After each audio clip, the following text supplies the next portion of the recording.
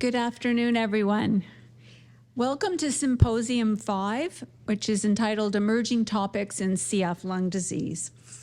Along with Dr. Ahmed Uller, who's my co-moderator, we'd like to welcome you to a sort of potpourri of clinical topics, subjects that are perhaps not sort of things that you either commonly think about or in usual practice. And so these are sort of standalone sessions. So how we're going to run the symposium is after each speaker's talk, there will be time for questions, and then we'll move on to the next speaker. So we have this illustrious, if I can forward the slide, hang on.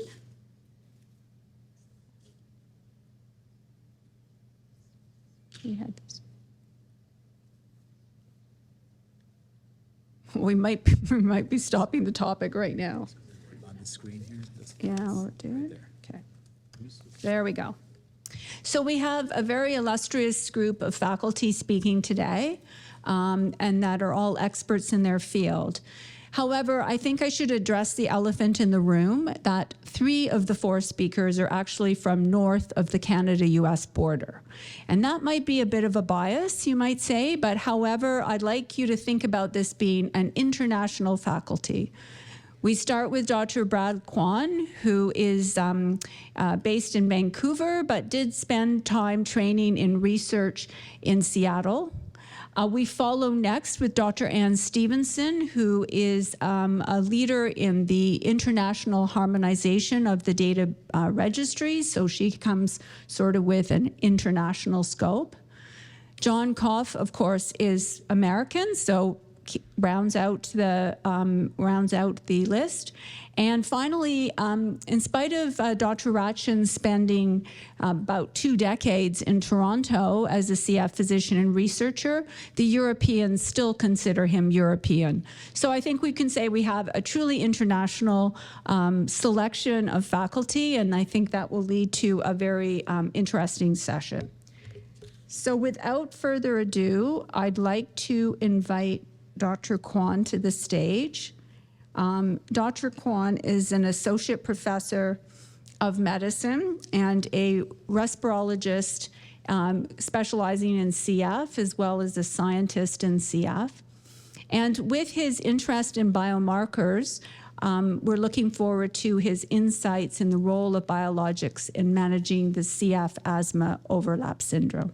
Dr. Kwan? Thank you so much for the introduction, and thanks for the invitation to speak today. I will try my best with this slide mover. There were some issues in this room this morning, so I apologize if there are some delays as the slides progress today. Oh, I'm already having. Okay. Okay, sorry about that. Okay, I do not have any disclosures relevant to this talk today. By way of outline, I will discuss what CF asthma overlap syndrome is, for those of you that don't know what it is. And after spending a great number of days to weeks preparing for this, I'm actually even more confused as to what this entity is now myself. Are there any potential biomarkers to help identify CF asthma? What biologics are now available for the treatment of asthma, and can they be applied to CF? Is there any evidence to support their use? And what is the impact of elexacaftor, tezacaftor, ivacaftor on this CF asthma phenotype? So this very nice review that was published, over 20 years ago, was more of an expert review because really there is very limited data, just describing what this entity is. And I think it does really encapsulate what CF asthma is, in the sense that there are patients that have asthma, and then there are CF patients with asthma-like symptoms. At the end of the day, does it matter really how you define it, as so much how do you treat it? So here, one of the issues, I would put CF asthma overlap in the top 3 clinical dilemmas we have in respiratory disease in CF, right up where ABP is and defining NTM disease. So CF asthma is in that category as well. So as you can see, all the overlapping features, we talk about asthma being more of a dry cough, but there are asthmatics that have more productive coughs. Certainly, if you have a strong history of atopy, or seasonal worsening of the symptoms, that can be helpful in defining whether your patient may or may not have asthma. Other things like wheezing, we often think that that's like, diagnostic of asthma, but as we know in CF, as they clear mucus, the wheezing tends to resolve. So that's not an issue with bronchoconstriction as much as it is airway plugging with mucus. And for that reason, you can get variability in your spirometry, and even get positive bronchoprovocation testing. We often use steroids in asthma, and we've used it quite a bit in CF as well. And there can be variable responses. Some of these patients probably have asthma with it, and others were just treating neutrophilic inflammation that may or may not have benefit. And there was a presentation this morning by Dr. Val Waters demonstrating that during CF pulmonary exacerbations, prednisone does not help and may even do some harm, not in her results, but in terms of infection risk. So how common is CF asthma? This is a fairly old study, but it's a very important study looking at the epidemiologic characteristics of CF, primarily in the United States, conducted in the 1990s. And they showed a prevalence, a period prevalence of up to 32%, so fairly ubiquitous within the CF population. They defined it as such as episodes of acute airway obstruction, reversed by bronchodilators, strong family history of asthma or evidence of atopy, and then some evidence of allergies such as eosinophilia or elevated IgE levels. Here are some data from the CF registry in the United States, and as you can see that the prevalence is around 30 to 40% based on the registry report, and it tends to peak in the late teens, early 20s. As you can see on the bottom right-hand side of the screen, there is an additional 30% of patients that are treated with inhaled steroids that have not been diagnosed with asthma or ABPA in the registry. So we're using inhaled steroids, maybe not because they have asthma, but they have asthma-like symptoms. And for patients to continue on with them, there must be some benefit still. So how does airway inflammation differ in CF versus asthma? I'm not going to go through this very eloquent diagram here, and I'm sure after lunch I'll put some of you to sleep. But the bottom line is that CF is characterized by neutrophilic inflammation, and whereas asthma is more eosinophilic inflammation. But if you look at this in detail, there are some overlap in terms of the pathways here. So can biomarkers help us identify CF asthma as a phenotype? When we think about CF, as I mentioned, neutrophilic inflammation, FeNO levels, which are a reflection of eosinophilic inflammation, tend to be either normal or decreased in CF. Typically in the peripheral white blood cell count, we're looking at neutrophilia, and then total IgE levels are typically normal, but sometimes aspergillus-specific IgE can be elevated. As we know, ABPA, allergic bronchopulmonary aspergillosis, and even allergic sensitization to aspergillus can be of increased risk in the CF population. Versus asthma, where we have more eosinophilic with increased phenos and usually elevated IgE levels. So when we look at CF asthma as an overlap, we may speculate that there may be a mixed population of cells, mainly dominated by neutrophilia, but perhaps some eosinophils. And maybe the FeNO levels, as opposed to being low, they might be normal. So it may not be a very good marker, unlike it being, unlike asthma, where it's quite useful. So that led to a question, how common is sputum eosinophilia during CF exacerbations? This actually came up as a question this morning during Dr. Waters' talk. And so I took some of the day zero data from the PIPE study, which is a randomized trial looking at prednisone, just to see, is this phenotype even exists? This might be a good target, back to the title of my talk, biologics. So as you can see, when we broke it down by greater than or equal to 3% sputum eosinophilia or 2 to 3%, upwards of 17% have, what we would consider potentially sputum eosinophilia. I must say that, the other cell other than eosinophils was neutrophils, so still 95% plus neutrophils, but there are some patients that have some eosinophilia. When you look at FeNO levels, this was a study published by a group in Vancouver, BC Children's Hospital, where they looked at exhaled nitric oxide levels in CF ABPA, which is, would be considered a really eosinophilic condition, compared to allergic fungal sensitization in CF and CF that don't have either of those two. You can see that the phenol levels do tend to be a bit higher, although there's a fair amount of heterogeneity in ABPA. I would argue that in CF asthma, we're probably not going to see phenol levels that high. It'd probably be more in the range of AFS. So it may or may not be a good biomarker to identify eosinophilic inflammation in CF. How about peripheral eosinophilia? In asthma and COPD, the use of biologics is often guided by peripheral eosinophilia. We took some data from our site in Vancouver and looked at their blood eosinophil count when they were stable, because during exacerbations, it may be biased by antibiotics and other things that can drive up your eosinophil count. And as you can see here, about 16% of patients had an eosinophil count of greater than 300 cells per microliter, which is often the cutoff used for eligibility for biologics, which I'll discuss in a bit. When we looked at the median eosinophil count at our center, there's 150 cells per microliter, and there are some nice general population, healthy population studies looking at the average eosinophil count. It's typically around 100 cells per microliter. We are limited when we're looking at blood. It doesn't necessarily correlate with what's going on in the airways. And some studies done in asthma have demonstrated this, where 25% of patients with asthma and sputum eosinophilia do not have peripheral eosinophilia. So just because they don't have peripheral eosinophilia does not make them, ineligible for some of these treatments.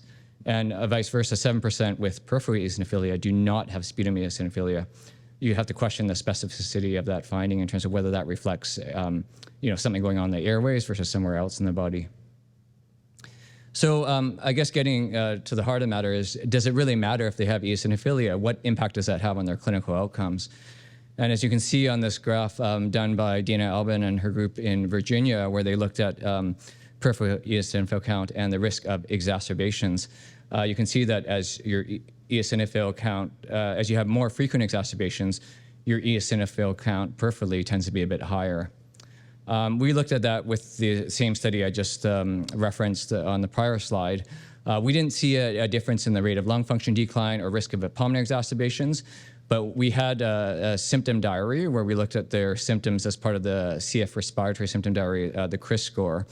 And as you can see, that they did have increased symptoms such as chest tightness, wheezing, and increased difficulty breathing. So some of these could be patients that were either misdiagnoses of asthma, maybe they have ABPA that we've missed, or it's another phenotype of CF. So, I think it is potentially clinically relevant based on this. So I guess the question is, do people with CF intrinsically have increased, TH2 skewed inflammation? And there's been studies over the last few decades now demonstrating associations between Pseudomonas, chronic Pseudomonas infection and increased TH2 inflammation. And the typical cytokines that they've looked at in these studies include IL-4, IL-5, and IL-9 and IL-13. A study that took this one step further, because the question's been, is it just something that comes after Pseudomonas infection, or does it precede Pseudomonas infection and actually increase your vulnerability to getting Pseudomonas infection? And this study published out of a group in Germany demonstrated that if you had Th17 or Th2 skewed inflammation, that was a risk factor for subsequently developing Pseudomonas.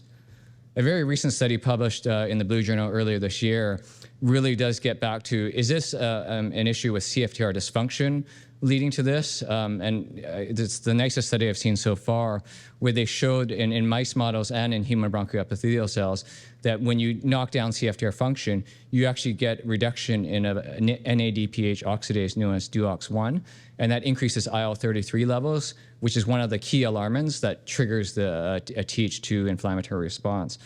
So, I guess now in the era of CFTR modulators, the question is, if we restore CFTR function, may there be less Th2 skewed inflammation? So bear with me for a few minutes here, because I think it's really important to understand the Th2 pathway when we start focusing on Th2 biologics. As you can see, on the top, you either have allergen, air pollutants, viruses that then trigger these alarmins, IL-33, IL-25, and TSLP. These activate dendritic cells to then have really undifferentiated naive T cells through IL-4 to differentiate into Th2 cells, which are the key cells that create some of the Th2 cytokines, such as IL-5 and IL-4 and IL-13. Once IL-4 and 13 are secreted, you have differentiation of B cells to secrete IgE. And IgE, when it binds to mast cells, it leads to degranulation, contributing to the asthma disease pathophysiology. If you look on the left-hand side of the screen, there is an innate lymphoid cells, type 2, that also secrete IL-5, IL-13. And IL-13 can have direct effects on airway smooth muscle, intrinsic contraction, as well as mucus secretion. So when we look at biologics that have been introduced as far back as, I think, omalizumab was back in 1993, you're trying to block IgE from binding to the mast cell receptor. When we look at mepolizumab and reslizumab, you're trying to neutralize circulating IL-5. When you look at benralizumab, you're blocking the IL-5 receptor. And then dupilumab is blocking the IL-4 receptor alpha, which is a binding site for both IL-4 and IL-13. And lastly, the most recent biologic that's been developed is tezepelumab. And that binds TSLP. And so it's acting much further upstream in this cascade. So what evidence is there available to support the use of biologics in asthma? And I think the data is very strong. When you look at asthma exacerbations, there's a significant reduction in risk. The key differentiator here in terms of benefit is the eosinophil count. So if you have a peripheral eosinophil count greater than 300 cells per microliter, the risk reduction is much larger. Some have also demonstrated steroid-sparing effects. The effects on lung function have been fairly modest. But as you see, as we go upstream in this cascade, there may be a slightly more benefit in terms of lung function improvement. So practical guide to choosing asthma biologics. There's no head-to-head studies comparing these, and they've been developed sequentially. So we really don't have a great way to choose one versus another. But there are some response biomarkers based on the pivotal phase 3 studies where they looked at eosinophil count. And as you go upstream in this cascade, it's less dependent on there being eosinophilia to demonstrate a response. When you look at comorbidities and CF, it's often seen, we see nasopolyposis with chronic rhinosinusitis. So there may be some preference here in terms of studies where they've shown benefit in terms of sinus disease. Although I think all of these biologics do demonstrate some response, it's just that they didn't look at it specifically in their studies. And then ultimately it comes down to practical considerations. So based on age group, frequency of administration, and the mode of administration, whether it's sub-Q, IV. And then obviously, like in Canada, we're quite limited in access to certain biologics, and I'm sure that's the same situation internationally. So it may end up being what you have access to.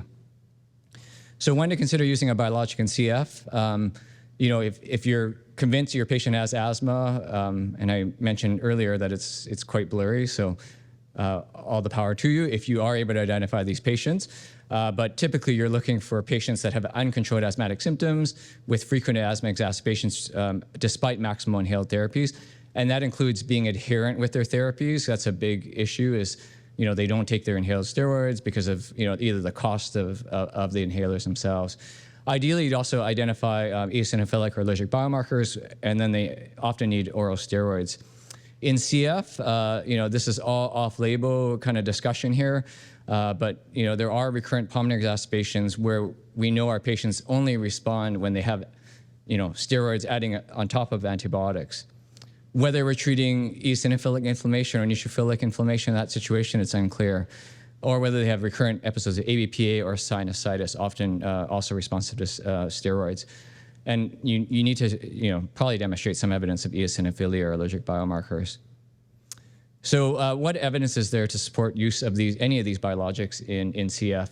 So there was a clinical trial, RCT, that was designed way back in 2011 that unfortunately was terminated early due to lack of enrollment, and it was mainly focused on ABPA. There has been a very nice study done out of Toronto where they looked retrospectively at some of their patients treated with omalizumab, and you can see they divided their analysis based on those that had asthma versus ABPA. And there was an increase in the peak FEV1 in the asthmatic group, as well as in the FEV1 slope and the variability in the FEV1 for the ABPA group. And there was a reduction in the systemic corticosteroid use in the asthmatic group. How about for Th2 biologics now? There was a case series looking at 3 cases of mepolizumab in the case of ABPA. And as you can see from these 3 cases, the response is quite variable. The orange triangle indicates when the mepolizumab was started. The blue line represents FEV1. The yellow line looks at prednisone dosage. And then the red arrows are, exacerbations requiring IV antibiotics, and yellow arrows indicating oral antibiotic-treated exacerbations. As you can see, the first patient still had quite frequent exacerbations, but got their prednisone dose down. Case 2, was still having exacerbations, but maybe less of the IV-treated exacerbations, and their lung function did come up. And then the third patient, a little bit more equivocal.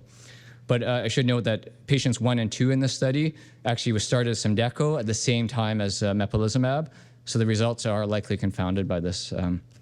So this spurred on a study done out of St. Michael's Hospital in Toronto with Anne Stevenson, as well as our site in Vancouver.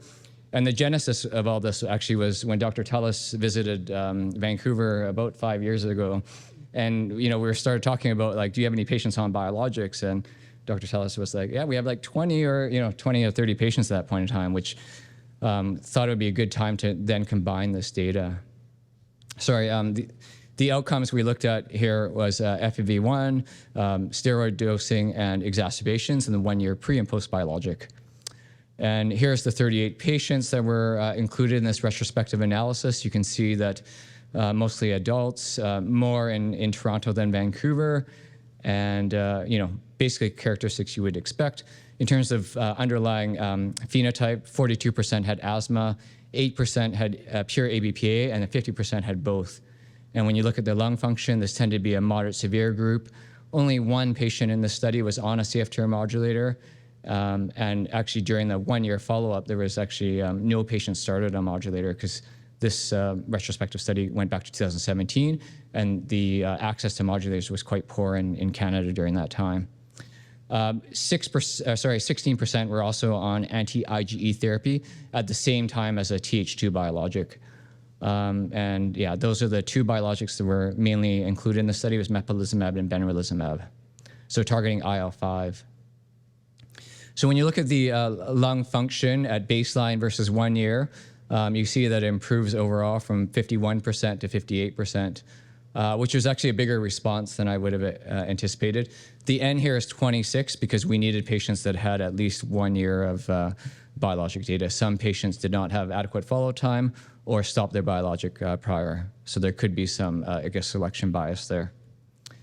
When you look at the rate of lung function decline in the 1 year prior to biologic versus the 1 year post, you can see that the decline is 2% per year, which is about what we would expect in CF prior to modulators. And afterwards, there was actually a slight increase of 1.6% in that first year, with a total difference of 3.6%. This is an interrupted time series analysis, so we can look at pre and post changes in slope. The impact of biologics on exacerbations and steroid use, you can see that exacerbations do go down slightly, but the incident rate ratio was non-significant. How about prednisone use? Quite a bit of variability. I don't know if it projects very well on the screen, but we have the individual lines. There's some that go up, some that go down. Overall, median decreases, but not statistically significant. When you look at the percentage of patients where they had a reduction of their prednisone dose by 50%, 1 year post-biologic, that was around 31%. We are undergoing, I didn't get it done on time, but we have subgroup analysis looking at it by peripheral eosinophil count, which is very important because that was an indicator of response when it comes to all the asthma trials. So an important question in CF when we're applying it off-label is, are asthma biologics safe?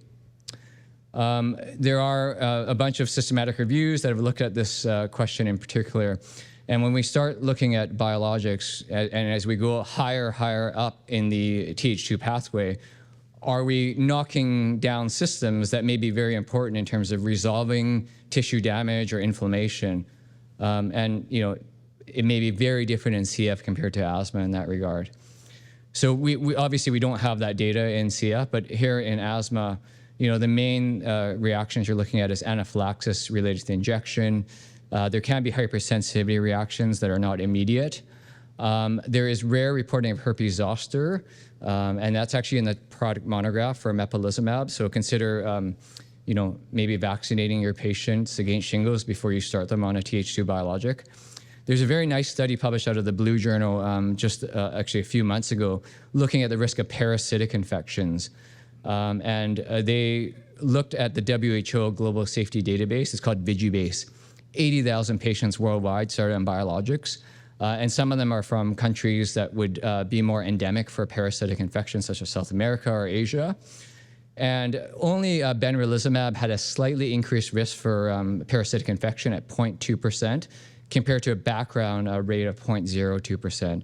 So in terms of relative risk, it's tenfold higher. But in terms of absolute risk, it's still exceedingly low. And these are involving endemic regions as well. I'm not aware of any reports in North America of a parasitic infection. Interestingly, with dupilumab, there's also evidence of eosinophilia, which is kind of opposite of what you would expect based on the mechanism of these therapies, and then conjunctivitis as well. So as I wrap up, can biologics be stopped post-ETI? And I did mention earlier that there's that recent study showing that reducing CFTR function actually increases IL-33. So if you restore CFTR function, can you maybe mitigate some of the Th2 inflammation in CF? When I look back at our study where we had patients on biologics, now following them out, now that Trikafta has been added, only about 25% of the patients where we've actually been brave enough thus far to stop the biologics. But I think that's kind of the next step, is how will they do now that they're on Trikafta? They still need to be on these biologics. But there's a few studies now looking at IgE levels as one of the biomarkers of Th2 inflammation. A study done by Dana Albin and a group in Virginia showed a 20% reduction in the IgE levels post-ETI. And then there's another study where they looked at Aspergillus and Aspergillus-specific IgE and total IgE. They showed a reduction in total fungal loads, as we're seeing in other areas. Initially, once you start a modulator, you see a reduction in the bacterial and fungal loads. They did not see a reduction in Aspergillus-specific IgE, but they did see a reduction in total IgE. And then there's a few studies looking at peripheral neutrophilia, eosinophilia. This one study published in the ERJ did report their eosinophil counts, and it looks like it actually increases post-ETI. So if that's one of the main molecules we're interested in terms of eligibility for biologics, maybe that's not reducing. But we obviously need more data here.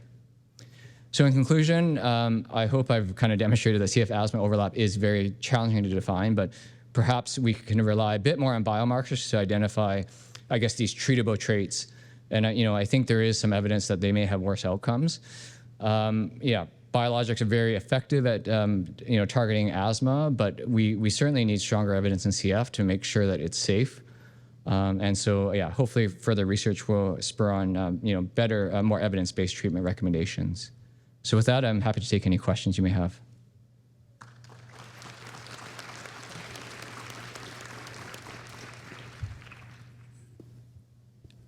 You can come to the microphone for any questions you have, or please use the conference app to ask any questions. Great talk, Brad. Thanks very much. I think this is a fascinating topic. And this is something you can just wax about. There's no data, I think. But a lot of us, at least in our clinic, have started to wonder if we're actually starting to see asthma now that you clear out the airways from all this muck. Now they have great mucus clearance. And we've had patients who clearly responded to inhaled steroids like they have asthma. and it's been clear. Have you guys noticed the same thing? Yeah, our days with Trikafta are still early, but I agree. It might be easier to identify these individuals now compared to previous, right? Where there's so much neutrophilic inflammation and so much infection that they're always battling. So I think this phenotype is a bit more clear now. And when you're using a biologic, I think it's going to be very important when we look back at our data in terms of those that responded versus did not respond. Were we just treating prednisone because it kind of helped them feel a little bit better, but we're treating neutrophilic inflammation? So the prednisone responders don't necessarily result in biologic responders. Hi, Brad. Thank you so much. This is Dana Albon. I'm at UVA in Virginia, and I looked at this very closely. As you pointed out, thank you for including some of my data there. So I have several comments. We're talking about the increased risk of parasitic infection. So Virginia is an endemic area for strongyloides, so we do test for that. And we also check for response to vaccination prior to starting biological therapy for the live vaccines, including varicella. I don't know if you have the same protocol in your practice, but that usually makes me feel a little bit better about starting them. And we haven't seen any shingles, which is very good. We didn't have any patients with shingles. So that was one of the questions. Do you have the same practice? Do you check for response to vaccines, for parasites, ovine parasites, and strongy? I don't know if strongy is... Yeah, it's not endemic to our area, but on the vaccine front, there was actually a study looking at the impact of biologics on COVID vaccine responses, and they did see a slightly blunted response, whether that's just because these patients are on prednisone a lot and stuff, or whether they're just overall sick. But that's one point I forgot to make. Yeah, I think we were looking at dupilumab actually having a positive effect on COVID infection, but I don't know what the results of the study was. Anyway, another question and a point is you didn't show that data, but post Trikafta, we saw a change in IgE and we didn't see a change in EOS, which was very surprising for us. We were expecting both. And I suspect that CFTR modulators actually do not influence maybe the eosinophils. Can you speculate a little bit more? Maybe help me with the hypothesis why that happened? No, I think it's still if modulators are not going to have any impact on the asthma phenotype, whether it's having any impact on ABPA. I haven't seen it either. Like any patient that I've had with a high eosinophil count before they start Trikafta, it remains high. So, but yeah, now we can maybe be a bit more precise in treating that phenotype and seeing what's left over. Last question. Hi, Bob Giusti from NYU. Do you use bronchodilator responsiveness to make the diagnosis of CF-related asthma? And is that something that you were looking at this study? No, we didn't look at that. We weren't. It was a retrospective study. I would say that a lot of clinicians do rely on it. How specific it is for CF asthma, I wouldn't say it's as very specific at all. Just given that a lot of our patients do respond, just because their airways are quite irritable and do respond to bronchodilators to begin with, regardless of whether they have asthma or not. Thank you, Dr. Thanks. Kwan.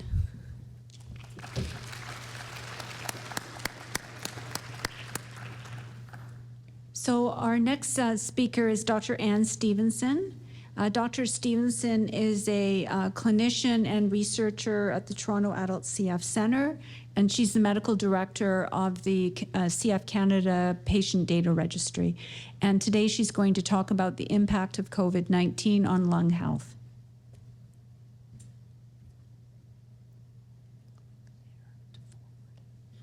Okay. Thanks, Dr. Tellis, for inviting me to speak today about COVID-19 on the lung health of people with cystic fibrosis. These are my disclosures. Over the next 20 minutes, I'm hoping to just briefly review the impact that viruses can potentially have on pulmonary health in CF, and then talk a little bit about the acute impact that COVID-19 has had on people with CF, and include the risk factors for severe pulmonary disease. And then end with describing some of the longer-term impact of COVID on lung health and CF. So we know that respiratory viruses are very common, and they can trigger pulmonary exacerbations that will result in potentially a hospitalization, antibiotic therapy, either IV or oral antibiotics, and cause a drop in lung function. And some literature suggests that the drop in lung function can last for several months and can be slow to recover back to baseline. As we heard in an earlier session today, we know that a lot of patients don't recover fully back to baseline, and that a significant proportion of exacerbations contribute to the rate of decline of lung function afterwards. Furthermore, viruses can also affect mucociliary clearance and can increase new emerging bacteria that can be diagnosed within the sputum. But there's conflicting evidence with other studies showing that viral infections really don't always result in a significant negative impact on respiratory function. So let's take a moment to look back at the H1N1 influenza pandemic, because maybe that will give us some information before we talk about COVID. So this pandemic started in the spring of 2009. A novel influenza A virus emerged. And this pandemic lasted about 9 months, which at the time everyone thought, oh my gosh, that's so long. Now we look at it, 9 months seems like a really short time. And it was different than the COVID pandemic in the sense that severe cases were seen in younger populations, children and young adults. And there's a nice paper that summarized the impact that this virus had on cystic fibrosis patients, summarizing from 10 different countries, 110 individuals who tested positive for H1N1. And indeed, they did find that people were younger, so the median age was 13 years, and about half of the patients either required hospitalization or treatment with IV antibiotics. Some people had to be admitted to the ICU and require mechanical ventilation. New oxygen therapy was about a third of the patients, and about 2.7% of patients died. So this paper focused on sort of the acute impact of this virus, but they also talked about the impact of the virus on respiratory function, specifically FEV1. And this is a graph showing mean FEV1 on the y-axis and time on the x-axis. And you can see that before infection, the average lung function was about 70% predicted. After infection with H1N1, there was a bit of a decline in lung function, and then it recovered at about 3 months, or started towards recovery at about 3 months. I will mention, though, that if you look at the sample size, there were 110 people that were in this study. Not everybody had lung function at baseline, and an even smaller number of people had lung function at the 3-month mark. There's another study also that looked at H1N1 virus on long-term impact, and this was out of France. And they had a systematic protocol that was developed that involved early and systematic use of antiviral therapy as well as antibiotic therapy. So people who had flu-like symptoms were swabbed, and cases of H1N1 were diagnosed, and these were compared to controls that didn't have flu-like symptoms, and they followed individuals over 12 months to look at the change in lung function as well as change in sputum microbiology to see if there were any differences. And as the slide shows, there was no significant change in lung function, and they didn't identify any new bacteria either.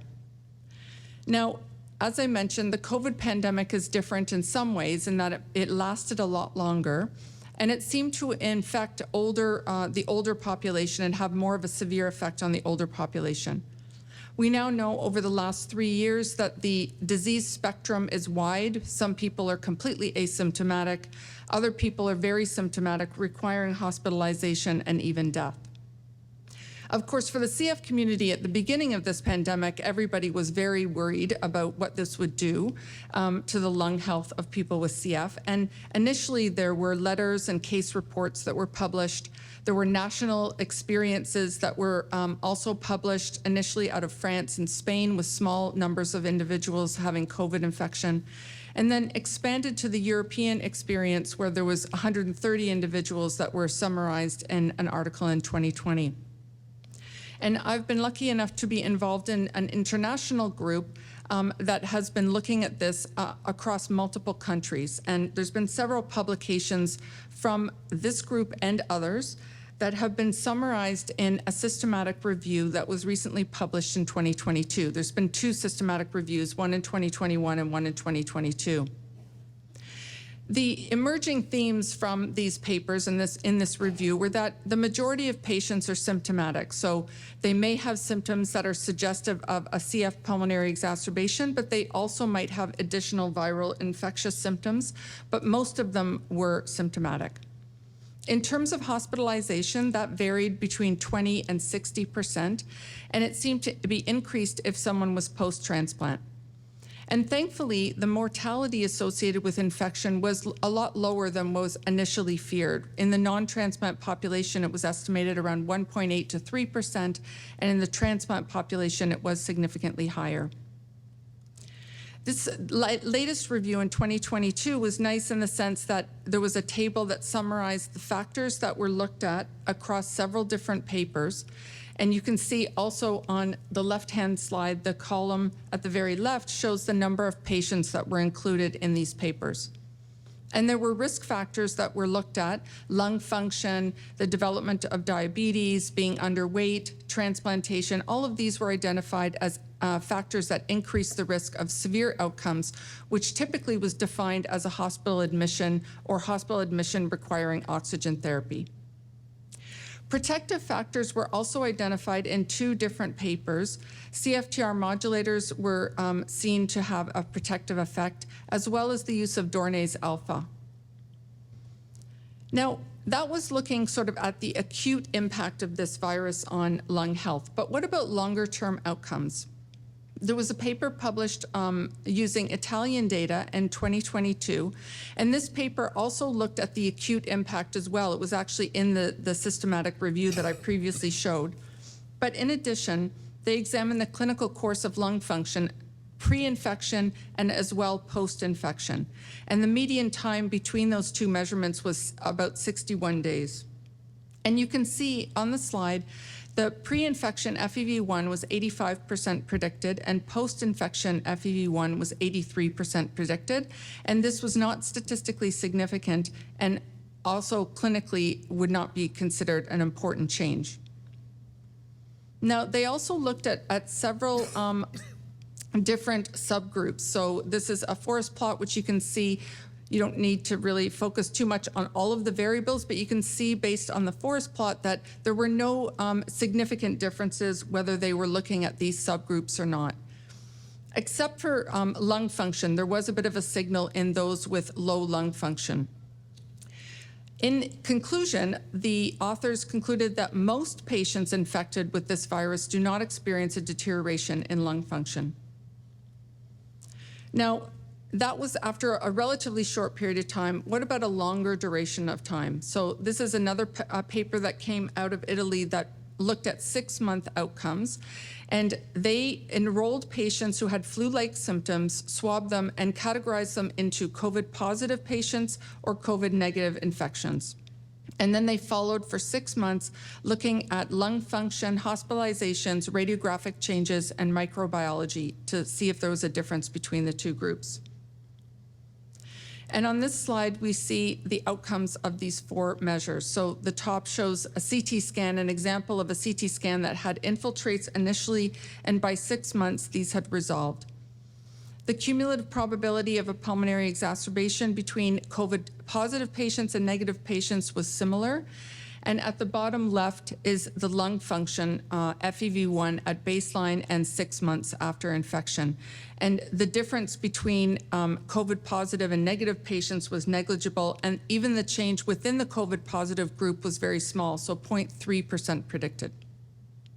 The bottom left table shows the microbiology, and there was no significant difference in microbiology between the two groups. And that was the conclusion of the study. Now, these studies so far that I've described looked at FEV1 before and after infection, but you can imagine that if you had an infection with a virus, it may change the trajectory of your lung function, so making a more rapid decline in lung function after you've had an infection. So with the Global Collaboration Group, which is an international number of countries, 47 countries that have come together to try and answer questions related to COVID. This is a map showing the different countries involved, and we developed a COVID-19 case report form with variables that were harmonized across the different countries so that we could have a large sample of people and really get a sense of the global experience. And the data collection was from January 2020 to the end of 2021. And because modulator use was also initiated during this time period, we collected information about whether or not a modulator was used at the time of clinical measurement and what type of modulator it was. And what I'm summarizing today is the information on the non-transplanted patients, so that we do have information on transplanted patients, but we haven't completed that analysis yet. The outcomes of interest were FEV1 and BMI in the year before and after infection. And this is a flow chart just showing the FEV1 cohort. So 30 of the 47 countries contributed lung function measurements. We started with almost 6,000 individuals and ended up with a cohort of almost 4,000 who had at least one pre and one post lung function measurement. And in addition, we had another subgroup of almost 2,000 people who had at least 2 measurements before and after. When we looked at modulator use trends over time, this is a graph just showing modulator use on the y-axis and time on the x-axis. And I just want to focus on the dark purple part of the graph, which basically are individuals who are on no modulators. And there was a significant number of people who were on no modulators throughout the entire time period. But you can also see that the light green portion of this graph are the number of people who are on ETI, and that increased over the time period as well. So we knew that modulator use was going to confound the picture because that could potentially increase the lung function and that could confuse the interpretation. So we wanted to have 2 what we called clean cohorts. One was people who had no modulator use throughout the time period, and a second cohort of people who were on ETI both before and after COVID infection. Sorry, and these are the results of the lung function trajectory in the no modulator cohort. And you can see basically this spaghetti plot, which is the lung function on the y-axis and time on the x-axis, and the dashed red line indicates the COVID infection. And you can see, first of all, the depth of number of subjects. So we had just over 800 subjects that were not on modulators in either time period. And also it spanned the disease spectrum, with some people having very good lung function at the beginning and some people having low lung function. So it was a good representation of the population in general. Now, when you look at these red lines pre and post, you can see that they're fairly similar. They look quite similar, but I'll blow them up a little bit just so you can see them in a bit more detail. And the key message is that the difference between these 2 slopes was not statistically significant with a p-value of 0.24. So it didn't seem that the COVID infection really altered significantly the trajectory over time. Now, what about the ETI cohort? Again, this is a data showing just over 1,200 individuals. And you can see that, again, a good span of disease spectrum, and the lines look very similar. And when we blow them up, you can see that they're both fairly flat. There was some attenuation of the slope, but the difference between these 2 slopes was non-significant with a p-value of 0.21. So again, the evidence suggested that COVID infection did not change the trajectory of lung function, at least up to a year after infection. We also did subgroup analysis to look at the impact of COVID infection on lung function, whether it was modified by certain variables like sex, did males and females react the same way, income status of the country, high compared to low and middle income countries, and also vaccination status, so whether or not somebody had a vaccine for COVID or not. And we didn't find that there was any change in the results.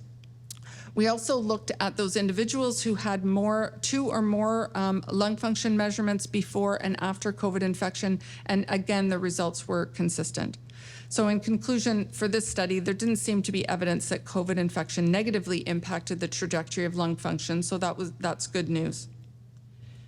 So in conclusion, I would say that the acute impact of COVID-19, there is a negative impact at times, but it's less severe than was originally anticipated. And the literature has identified several risk factors for severe disease, so we can highlight those people who are at increased risk, particularly in those who are post-transplant seem to be at highest risk for bad outcomes. And based on the studies that I just showed you, there's no significant impact on lung health up to 1 year post-infection. And there's ongoing future work on the impact in high-risk groups. So as I mentioned, we do have data on lung transplant recipients, and we're going to look and see what the impact is on lung function in that group. And also we have a reasonable number of individuals who were pregnant at the time of COVID infection, and we're going to be looking at that group in the future as well. And with that, I will end, and I'm happy to answer any questions. Thank you.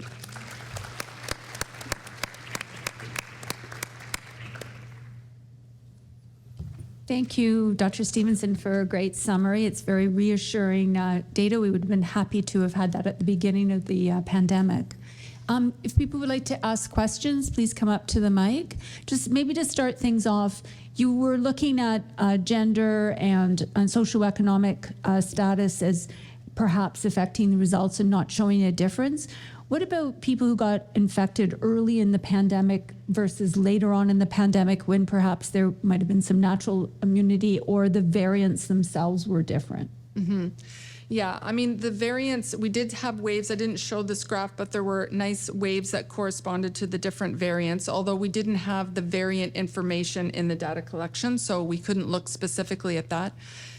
The data that I did show was adjusted for time of infection, so year of infection was included within that. So, you know, that would take into consideration partially at least the variants that were around at that time.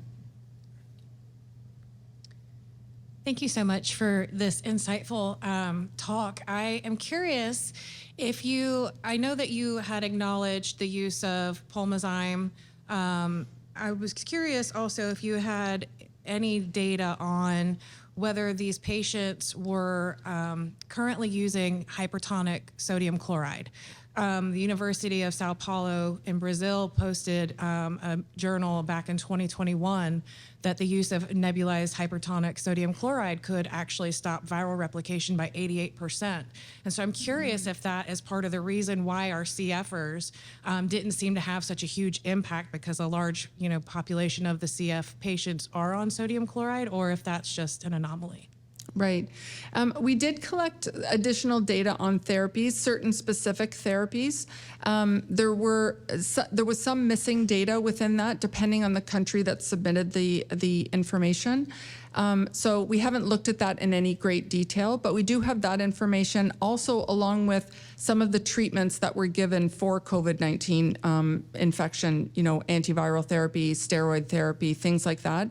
And we haven't looked at that data in any detail yet. Thank you. Thanks.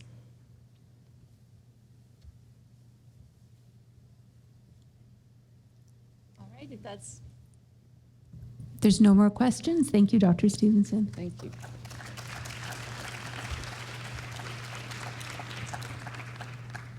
Perfect. All right. And I'm sure it's not purposeful that John is sitting us away from our Canadian colleagues. But I just want to introduce John Koff to the stage. He is also an adult respirologist and also known as a pulmonologist. But he's the medical director of the Yale University Adult CF program. He's also the medical director of the Yale Center for Bacteria Therapy and Biology, and focusing on bacteriophage therapy on multi-drug resistant organisms. Thank you so much.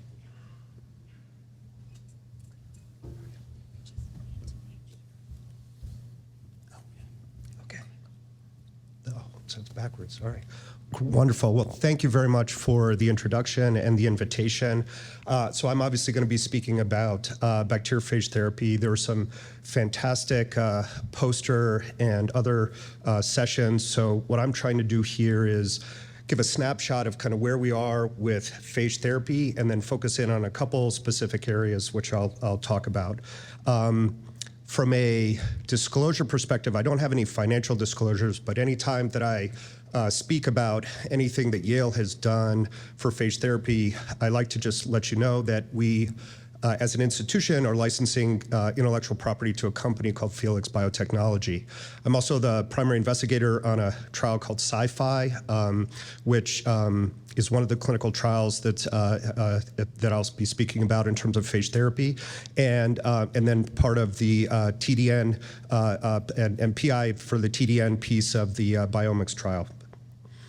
So, like I alluded to, from a objectives perspective, I'd like to just make sure we're on the same page about phage biology. So I'll go through some basics. And whenever possible, I'm going to try and use literature that is pretty recent. I've been trying to focus on the literature from this past year.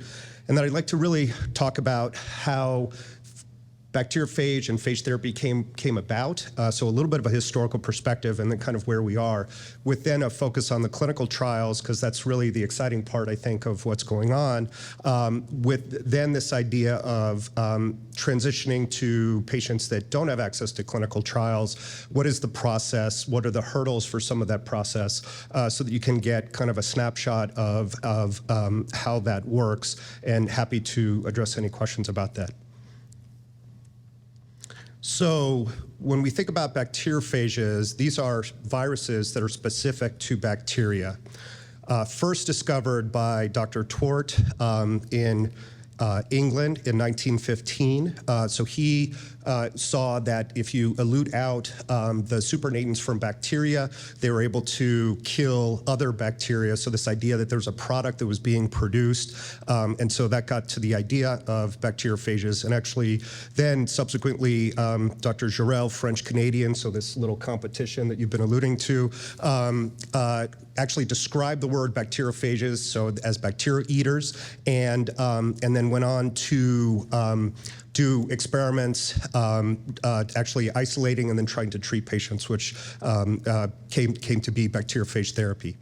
And for historical context, Dr. Jarel actually spent some time at Yale, so there's some records of him on being on faculty. I think one of the reasons he left was because Yale was not interested in phage therapy at the time, and so he was a little too controversial, but then went to Europe to start those efforts. So pretty interesting snapshot in history. So what do phages do? They're targeting bacteria via specific receptors. So the idea is wherever there are bacteria, there are phages, and they're constantly in competition. And as you can see here, phages are ubiquitous. They're the most common organism on the planet, predicted to be 10 to the 31 phages and outstrip bacteria by 10 to the 1. So this suggests that in the environment, we should be able to find phages that kill specific bacteria that we're interested in targeting. We're going to focus on lytic phages, and the reason for that is this life cycle that I've identified here. Perfect, so you can see this cursor. So here's the phage entering into a bacterial cell, hijacks the machinery, and then lyses the bacteria and produces progeny. So this is a self-amplifying process that actually really challenges some of our ideas of PK, PD, and dosing of this type of therapy.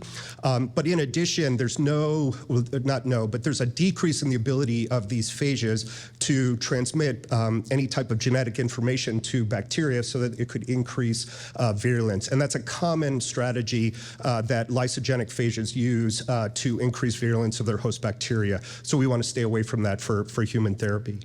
And then there's this really interesting ability for us to personalize our approach. And the idea here is, obviously, we can select a specific phage to the bacteria or multiple bacteria that we have in the CF lung.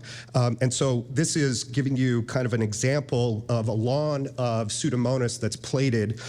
This is taken from the internet, but the concept is if I put a particular phage on, we want to see this hole or plaque in the lawn, and some will work better than others. And from this, we can select out the phages that we want to pursue for therapy.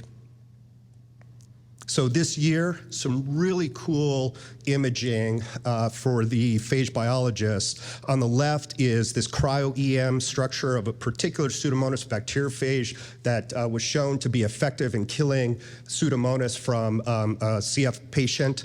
And so here they've done this wonderful job of showing you the architecture on the left, and then on the right as the phage, oops, sorry about that. let's see. There we go. And then on the right, the phage is introducing itself into the bacterial cell, and then it's going to introduce genetic material. On the right is a collection of phages from a manuscript from the group at Baylor University it's a phage center called Taylor, and they're showing you their experience of multiple phages that they use to treat infections. None of these were specific to a CF patient for Pseudomonas, but just really cool to see the diversity of the types of phages that they're finding that are then going to be used in patients. And I'll talk a little bit more about their well-described pathway from getting from phage discovery to patient treatment.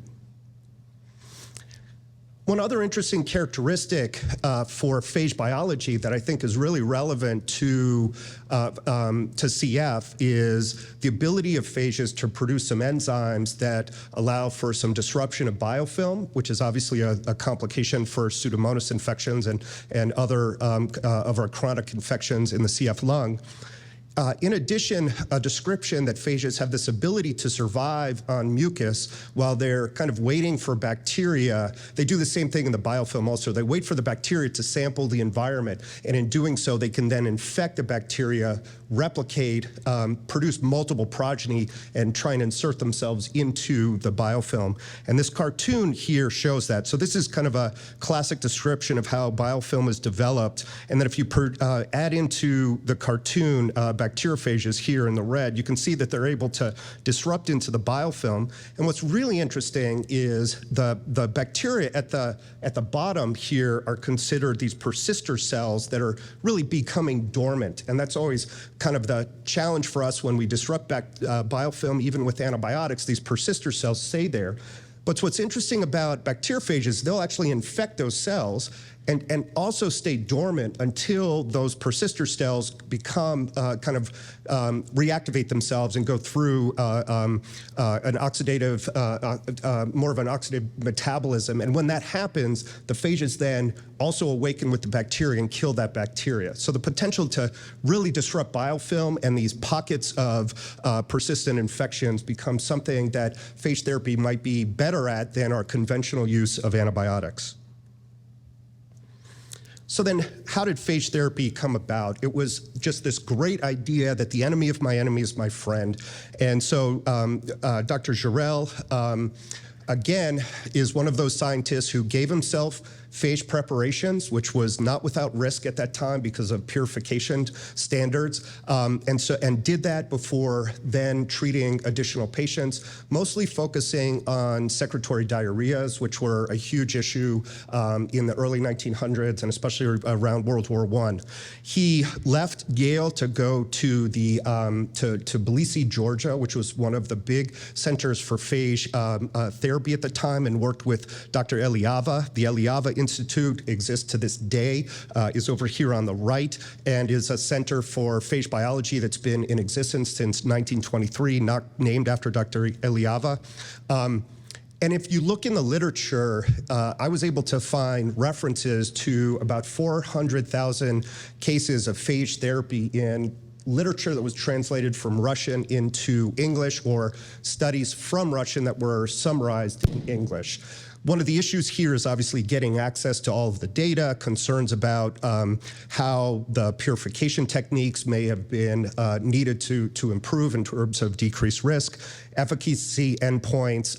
There's just a variety of trial designs, one of which was under Stalin, the Russians just went into a town, forced everyone to have phage therapy, and then came back 6 months later and just said, who's alive, right? There was no clear follow-up. This was just, we think we're going to be able to treat dysentery in this community, and that's what we're going to do. So consent, all these other things. But what's really interesting is a lot of patients were treated, mostly by oral, some IV, rarely nebulized. But we have a lot of data about exposure to phage, which suggests that if there was going to be a significant toxicity, we should have seen something with this level of exposure. And so this has led to a lot of discussions with the FDA and many of the companies that what we're really looking for is efficacy data with an interest into how phages influence the lytic activity and complications related to lysing of bacteria. So when we look at phage therapy, the highlight right now is this paper from the group at IPATH, led by the group at IPATH, which is one of the phage centers in San Diego, just showing a summary of all the trials in clinicaltrial.gov that are related to phage therapy. So we should now be able to get this safety and efficacy data. And I'm just going to highlight for you the specifics related to cystic fibrosis that I'm aware of. The vast majority of the trials are for safety, FEV1s above 40% predicted, stable medication regimen, no exacerbations, the stuff that you would expect. Targeting Pseudomonas, looking at inhaled or IV, cocktail versus single phage, so cocktails being more than one. And primary outcomes are really safety and microbial efficacy. So the first trial is that was put into place through the TDN, has this great name, Swarm PA or Swarm Pseudomonas from Armada. The structure is very similar, phase 1-2, against safety and tolerability of this inhaled cocktail. This closed in December of 2022, enrolled 29 subjects based upon what I saw from clinicaltrials.gov, and so we're awaiting the results. We were able to do a single center trial with which we called S05, trying to contribute to fun names in the phage space. And this was a single phage that was given to patients. We recently closed this, ended up only randomizing 8 patients because this also happened over the pandemic. And I'll be presenting the results of this on Saturday in another session. The Biomics trial is another nebulized cocktail trial that has completed recruitment, and Dr. Rappo is going to be presenting this work on Friday, so that's tomorrow morning. And so looking forward to seeing those results. And then the most recent trial is bringing up the question, could IV therapy have its own specific efficacy or benefit? It's not being compared to inhaled. And this is from the Antimicrobial Resistance Leadership Group, or ARLG, and the NAIAD. And so this is going on currently at multiple centers around the country with a goal to recruit 72 subjects. And so this is an ongoing study that might be accessible to some of your patients. And then I was really interested to see a trial that's spearheaded in the Westmead Hospitals in Sydney, Australia. So this is a pediatric trial called CHIP-CF that's going to look at adolescents getting initial phage therapy via bronchoscopy and then nebulizing in the hospital. And so this is much more of an inpatient-related type of study, but it's going to be targeting Pseudomonas in an adolescent population. So it brings up this interesting idea of what to consider in terms of cocktail versus single phage therapy. And so I'm going to take advantage of you being here to just get a little bit up on the soapbox here to think about maybe how we need to reconsider our goals for what we want to do with phage therapy and CF. From a bacterial killing perspective, it's presumed cocktails can be greater than single. And that makes sense if we don't potentially identify susceptibility prior. But if we know the phage that we're giving, that may not be quite a big a difference. In addition, dose selection and the actual dosing is interesting because a cocktail actually has to have a lower concentration of phages in order to meet the endotoxin requirements that are necessary for delivery. So a single phage may actually be at a higher concentration. That could also be mitigated by the fact that if phages are self-propagating in the lung, a lower dose might be equivalent. So that really needs to be thought about. Host range is interesting. Again, presumption that the cocktail approach will be better than single, but we can train phages to have broader host range. And for example, we've had success doing that with a phage for MRSA or staph, where for CF samples, we're doing quite well with a single phage being able to train it to target multiple different staph from CF patients around the country. Bacteria will evolve resistance, so it doesn't matter if you give a cocktail or a single. For the gram-negative bacteria, in particular Pseudomonas, both of these will have to wrestle with the issue of resistance. So it suggests that we'll have to change the cocktail or the single approach over time if we're going to treat our patients successfully. And the human immune response needs to be factored in, where we presume that a single phage may not be as immunogenic as a cocktail and that IV is more immunogenic than inhaled, but we really need to do the studies to look at that.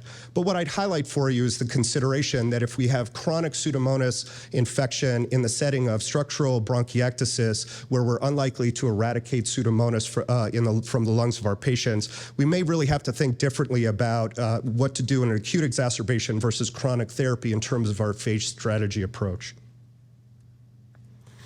And I return to this paper to get us back to thinking about the patients that can't fit into a clinical trial. So this is summarizing published reports of phage therapy from the same group here. So it's a really nice article that goes toggles between what's being done in clinical trials and what's being done for cases.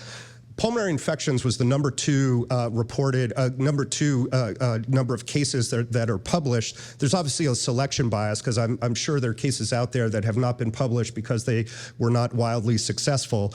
So we do have to consider that when we're looking at this literature. But there's a wealth of literature for pulmonary infections that I think we can learn from. And so I want to highlight that process. So this is your chosen title, which that I wanted to put in here, which was Matchmaker, Matchmaker, Find Me a Match for Finding a Phage. So this process is being done at many of these centers that you can see here in the US. Sorry, some of my slides didn't update. I apologize. I just lost my train of thought. So you see the U.S. programs on the right, and the basic concept is here, where our patients expectorate sputum, we isolate their bacteria, we then screen our phages. So that is a pretty straightforward process.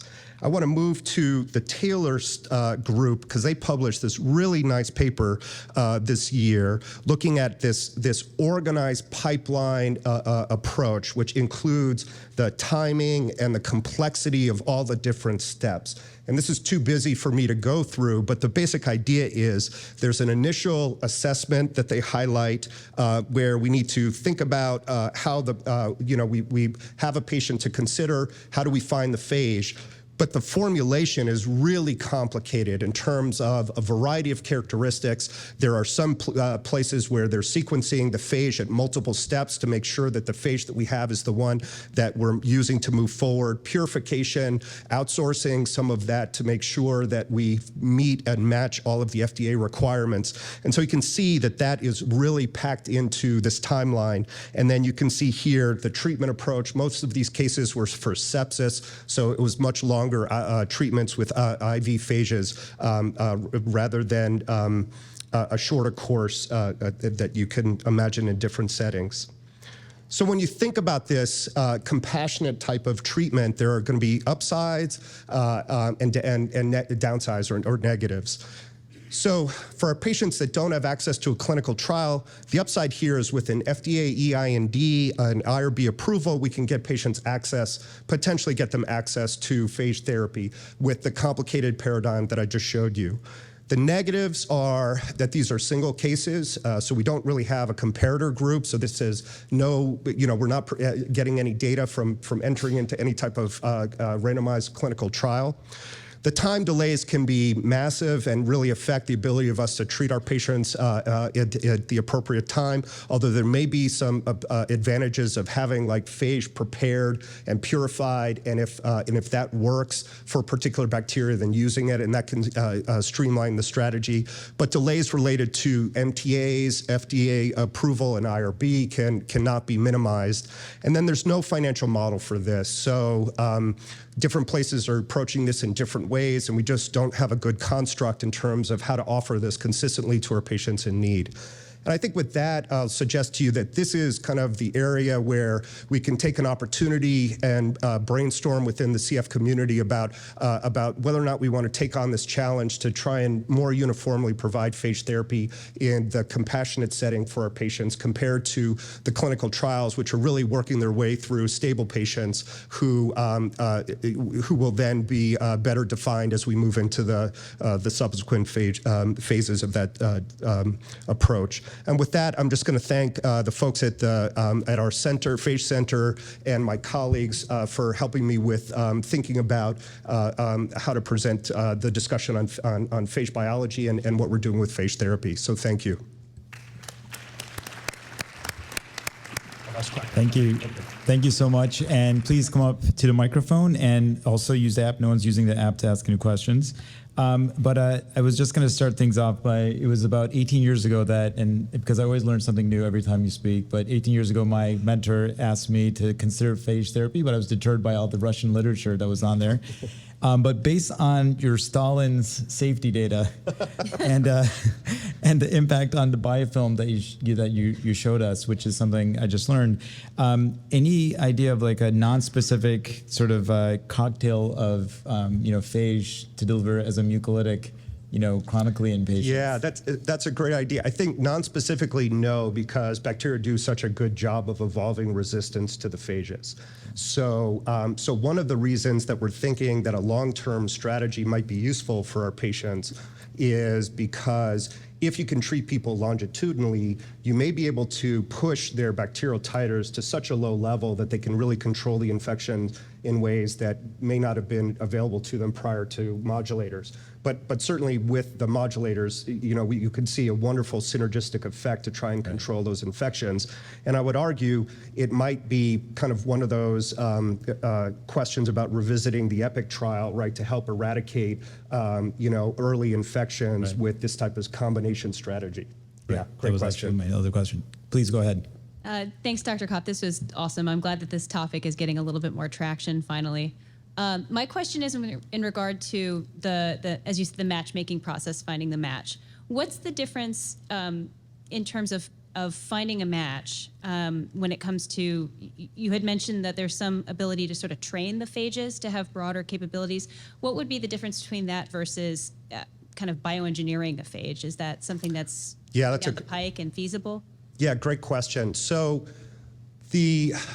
so from a training perspective, again, I really focused, I was thinking about Pseudomonas, so I want to be clear that there are some wide differences between and some complexities with Burkholderia, NTM in particular, abscessus, and what we're seeing with the gram-negatives.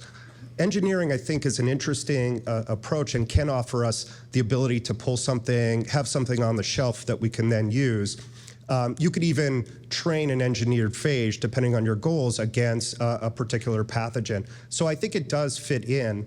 I think engineering comes up in terms of what is your reason for the engineering. In some specific cases, so for example, in the Mycobacterium abscessus, it's been useful to engineer a lysogenic phage into a lytic phage because we don't have as broad a library or there's more resistance within the abscessus to some of the existing phages that we've identified. For Pseudomonas, for example, we are pretty easily are able to find phages in the local sewage, et cetera. There's a great paper from Pittsburgh where they took the sewage from the hospital, right, where you have the MDR strains, and pulled the phages from there to then try and treat the MDR strains that you have in your institution.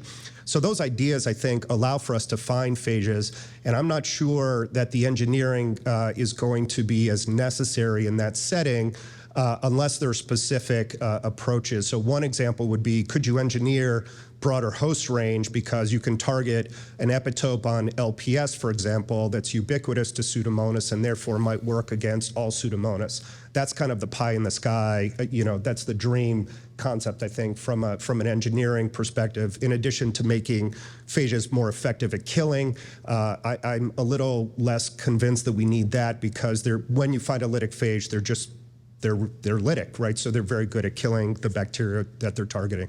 It's a great question. Hi, very interesting talk. Jonathan Zuckerman from Portland, Maine. Help me to understand. With gene therapy, a lot of the early efforts used viruses to try to correct the CFTR defect, but we found we ran into a lot of host immune response problems. And it helped me to understand how phage escapes the immune response, especially when your model you were just talking about is re-administration. So I have two questions. One is that. The second is the very patients who might be very interested in this, is there any concern about them going on to lung transplant if we activate their immune system in any way using phage? Great questions. So I want to make sure I didn't misspeak, but It's not that we're evading an immune response. I think what's different is that in the CF lung, where you have upwards of 400 plus pathogens by non-culture methods, there are already phages in that environment, and the the human lung is producing antibodies for those phages. So introducing another phage into that system is, I think, less likely to create a response that's going to negate the ability of that phage to function. Having said that, the literature for the M. abscessus treatment has shown that when we give phage IV, or when they have given phage IV, we do see an antibody response. And in in many of those patients, the antibodies are neutralizing, yet the patients are getting both a microbiologic and clinical response. So I think we need to do more in terms of to understand the dynamics of that.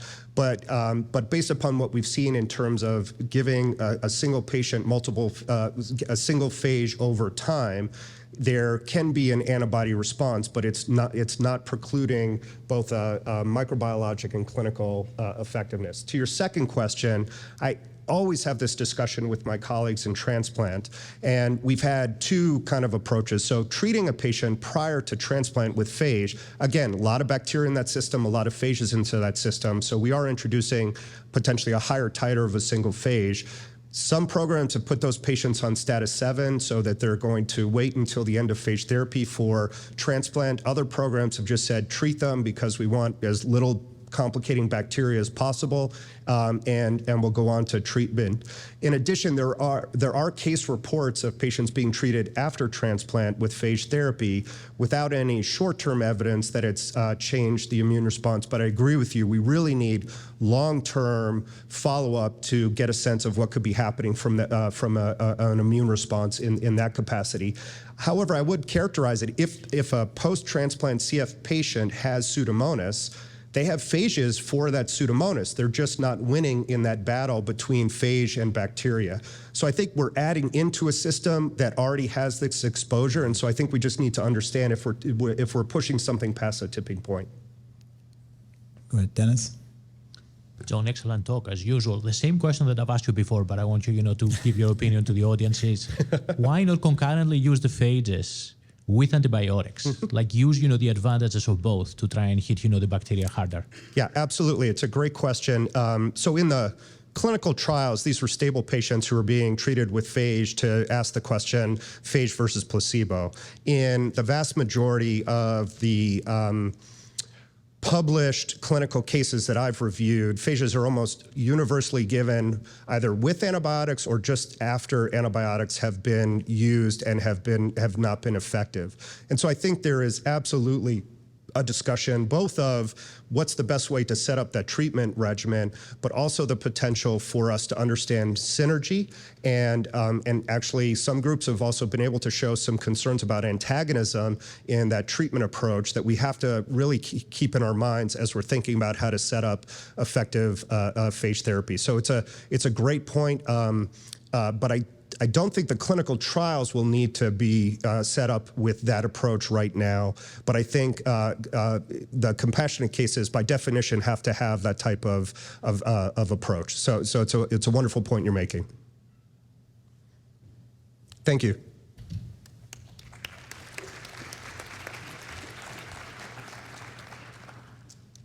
Okay, thank you so much, John. And for our final speaker, we'd like to introduce Felix Ratchen. He is, do you want to do that? All right, thank you. He is an international medical renaissance man and a pediatric respirologist, and as Liz mentioned, trained all over the world, including in the US at Boston at our center.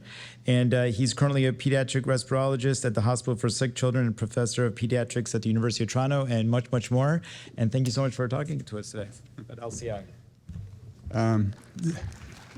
Well, thank you so much for having me, and I will try to go through some of the evidence that we have from clinical trials, but then also from observational studies. We'll also convince you that what we currently look more as a measure for young children is becoming more and more relevant for adult respiratory medicine or adult pulmonology as well.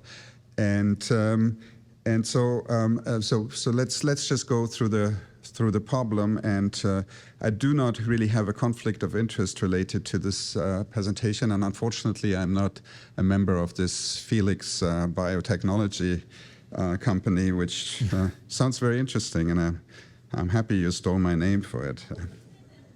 So when we look at lung function, it was relatively easy in the past for us to, both in the clinic and clinical trials, using pulmonary function as an outcome measure. And I'm just going to show you one example from one of the pivotal trials for microbiology, which was the TOBI trial, and where you can see that there was a nice improvement in FEV1 with treatment, which was not seen in the placebo group, and those were mostly patients that were in the moderate pulmonary function abnormality group. And so in that era, it actually worked very well. And the reason it worked so well is because people like Mary Corey at Toronto using the database have shown that for any level of FEV1, it is directly related to outcome over time. And that's especially true if your FEV1 is reduced, so that it does affect the mortality of the patient. But the reality of what we are facing now, things have changed, and we hear a lot about this at this meeting, about how things have changed with CFTR modulator. But in fact, it has changed even before that, because even before the modulators, most of the children had normal FEV1 based on spirometry. And this is now increasingly also the case for adults, and I'm going to show you one slide about this. And certainly other events are also becoming rarer, such as exacerbation and symptoms is also something that patients less and less experience. So we need other measures that help us with that. And just to give you an example of FEV1, if you can look at this in two ways, this is looking at over a couple of decades in terms of the percentage of patients that fall into different categories at age 18. And so breaking this down in the green, which is FEV1 normal, the mild, which is the grayish area, the moderate, yellow, and red, severe. And you can see certainly the green has expanded dramatically, and especially in the last decade. But even before that, the majority of patients fell into the normal and mild categories. So, and in those groups, using FEV1 as an outcome measure has been more challenging.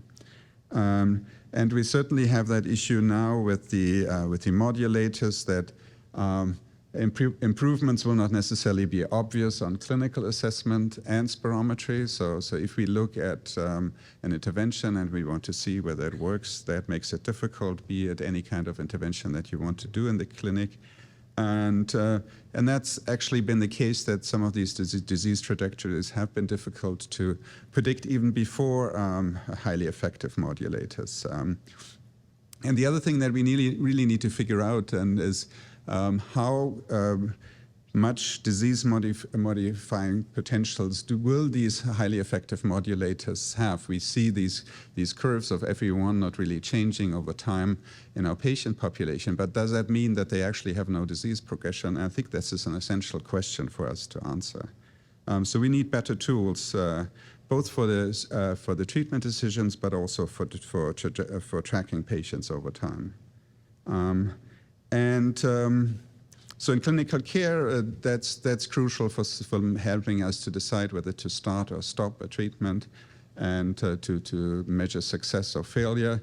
And so what measures really help us to decide whether to treat intermittent symptoms or not, which is also more of a question, if in these more mild exacerbations, should they be treated or not? But we certainly have some challenges with implementing these measures in clinical care, and I'm going to talk about this a little bit. So I'm not going to go into all the details of multiple breath washout, but just to give you a little bit of a background. So it measures ventilation and homogeneity, and we know that this is one of the earliest signs of CF lung disease that we see, that you get regional mucus plugging, and it's not equally distributed amongst the lung. And that is important, because if it were, then more global measures such as FEV1 would actually be quite good in capturing that. And a number of studies now have shown that the multiple breath washout test, or the main outcome measure LCI, is more sensitive to these regional changes than FEV1. And just an example from a patient where you see one slice on a CT scan. This is a patient with an FEV1 of 112%. And this CT slice looks pretty normal, but then if you look at a different area of the lung, you see quite significant mucus plugging. And so these regional changes are not necessarily well captured with our current measures. And so how do we do multiple breath washouts? So the most commonly used technique is nitrogen-based washout, so where you use 100% oxygen to wash nitrogen out of the lung. And this is an example of a preschooler with a mask on the face, but you can also do this in any age group. In older age groups, usually you use a mouthpiece for that. And then you change from medical air to 100% oxygen, and that over time with each breath will wash out more and more of the resident nitrogen in the lungs. And then the measure that we usually use, and there are a number of measures that you can actually utilize, but I'm not going to go into those other ones, is LCIs, which is called the lung clearance index. And it relates to how many turnovers or lung volumes, FRCs, does it take to reduce the starting concentration to 1/40 of the tracer gas to 1/40 of the starting concentration. And other than FE1, if it's low, it's bad. If LCI, if it's high, it's bad. And why do you need multiple breaths versus single breath washout? This is nicely illustrated by comparing a curve of a healthy individual versus one with cystic fibrosis. And you can see over the first couple of breaths, they look very similar, and there's no distinction between the T group. And then the groups diverge as you go to later time points. And the 2.5 concentration is not the only one that you can utilize. And in most clinical situations, we have actually seen that an earlier cutoff works just as well. This is early work from Paul Aurora at London, demonstrating that if you take a group of individuals with cystic fibrosis and look at those that have normal FEV1, which are in this yellow group here, and then about 50% of them or even more have abnormal LCI. So that talks to the sensitivity. The open circles are healthy controls to compare them to. And more importantly, this is also predicting future lung function, both in terms of future LCI, and this is the relationship between preschool and school age LCI.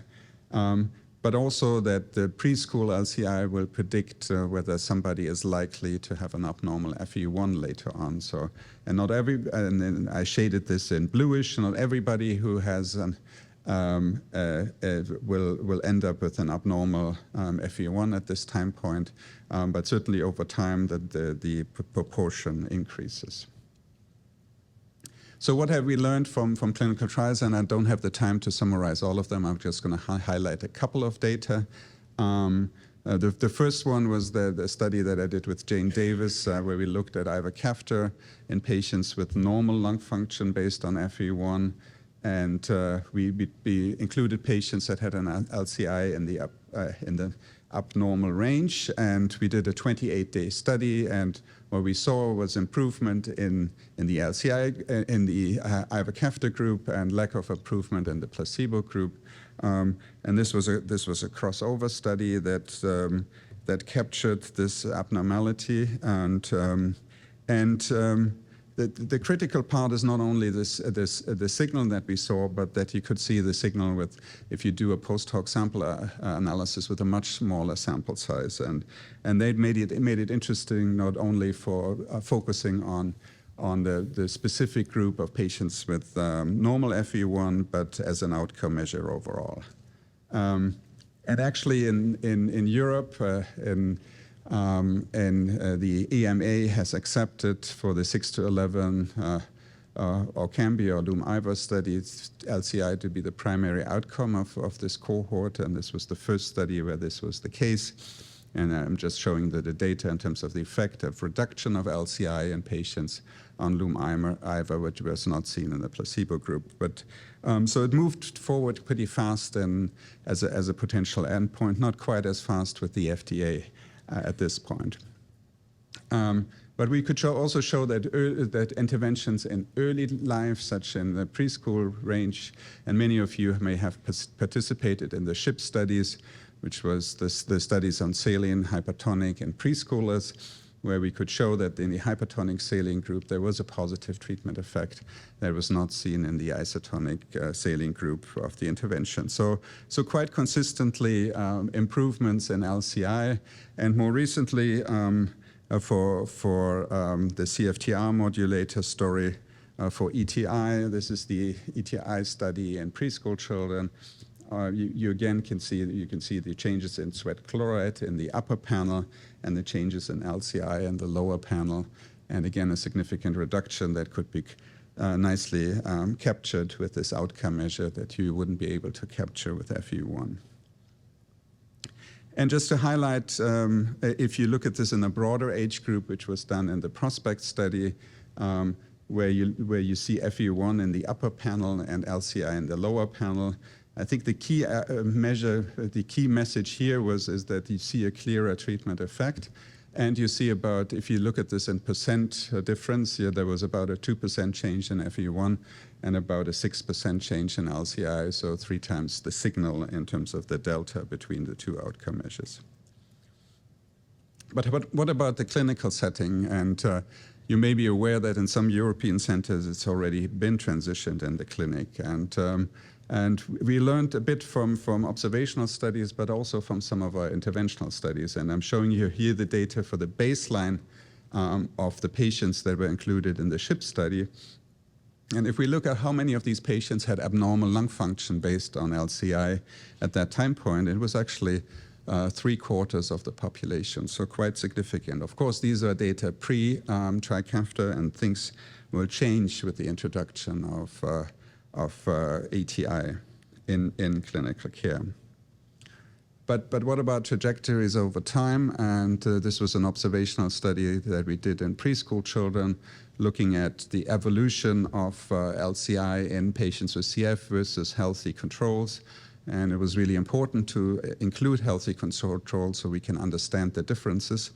And on the left-hand side, you see LCI, and on the right-hand side, you see FEV1, and for FEV1 you see the trajectories are very similar for health and disease, but that was not the case for LCI, where we saw increases over time over a period of a 1-year period. And maybe more importantly for the question is, how does that potentially help in acute situations? And so we looked at symptomatic patients as well and said, how would that necessarily change their lung function? Looked at both FEV1 and LCI, but just showing you the LCI data. And if these subjects had only upper airway symptoms like a runny nose, there was no difference in LCI change in LCI between health and disease. But if they were symptomatic and had a cough, there was no change in the healthy population. But in CF, you saw an increase in LCI, and that was more pronounced if the patients were diagnosed with a pulmonary exacerbation. So does that matter? And this is work that my colleagues, and former fellow Jonathan Raymond, has done when he was with us in Toronto before moving to Vancouver. And if you look at the middle group, which is the group that had increased cough, but the physician said, well, they're not sick enough that I actually want to treat them. If you look at follow-up, those were the patients that still had an elevated LCI over time. And we subsequently looked at this in an older age group as well, in school-age children. And we saw 2 things. One is if we look at all events, regardless of whether they're treated or not, LCI was much better in picking up a signal versus FEV1. Importantly to say that they didn't always pick up the same patients, so there's also some additive benefit from using both. But then when we looked at those getting back to their baseline, in terms of 90% of their baseline, there were much more patients that were captured with LCI that didn't make it back to their baseline compared to FEV1. So, and that may matter for the disease trajectory over time. There have been data suggesting that LCI is significantly more variable than other lung function tests such as spirometry. And we recently looked at this, and this is work from my colleague Lucy Perram, who's now back in Dublin, looking at these events where there is a change in LCI to see is there actually any change in the clinical status. And the bottom line is if we look at health versus disease, the variability becomes very similar in CF during situations where there's no change in clinical status. But LCI picks up more signal and is more variable because most of the time when this happens, there's actually a change in the clinical situation. So how could this help us in the future in clinical decision making? Well, it could certainly help us to guide treatment decisions, so when to initiate treatment in the symptomatic patients, whether to treat them or not, whether to initiate a new therapy, which will become more and more of a question when we think about these patients that are on highly effective modulated. Do they actually need any of the other therapies? But also when to stop one of these maintenance therapies, whether it's safe, and monitor whether that results in stability over time or worsening. And there are a couple of studies that are coming up now, especially for the younger population, that will try to address some of that. The STOP-PEDS trial focusing on antibiotics. And we have been in the planning of a study to look at the transition for LCI into the clinic, which we might call the LIGHT study. And I'll show you some of the data that we have from exploring the community in terms of whether they would consider this to be helpful or not in the clinical setting. But there are a couple of things that we certainly need for clinical implementation. The first is FDA approval for MBW devices. Some are already approved and others are not, but this will hopefully change. And one of the questions is, can we just use different devices in clinical care? For clinical studies, we have not done this, but if the threshold may be somewhat lower for the clinical applications.